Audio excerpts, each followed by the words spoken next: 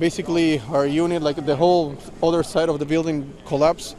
We don't even have like the unit anymore. It doesn't exist anymore. I heard a incredible bang that I figured that it was a lightning storm. And I realized that it didn't stop.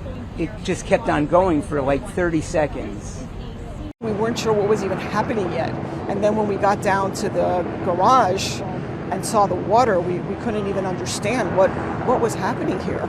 And it wasn't until a little while later that we saw the actual building collapse. As soon as you stepped outside, you seen dust clumps from like dryers and everything just floating in the air, and it was awful.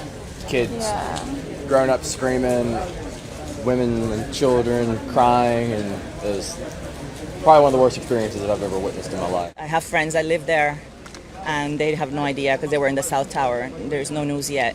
So you haven't heard from them, you mean? I haven't heard from them, no. Have you been calling them all morning? Yeah.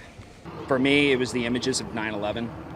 You know, me being the age that I was then, that was the first thing that came to mind. Seeing the destruction and everything. That was first that we had a mini 9/11 kind of situation. Once I was out of there, I was so relieved that I wasn't in that building anymore. And I just, I'm thankful that I survived this. It was quiet. I was able to hear the boy that was pulled from the rubble yelling. As I got closer, I was able to see his hands sticking through the rubble, you know, waving.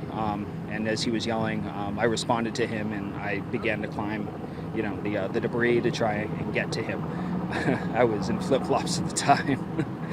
You know, he was yelling, "Please don't leave me." So we tried to stay with him, and then I used my phone to flash the light on the backside of my phone to signal fire and rescue to come over. So we got a police officer to come over. He climbed up, and he radioed over to fire to get them to come over and to help get him out.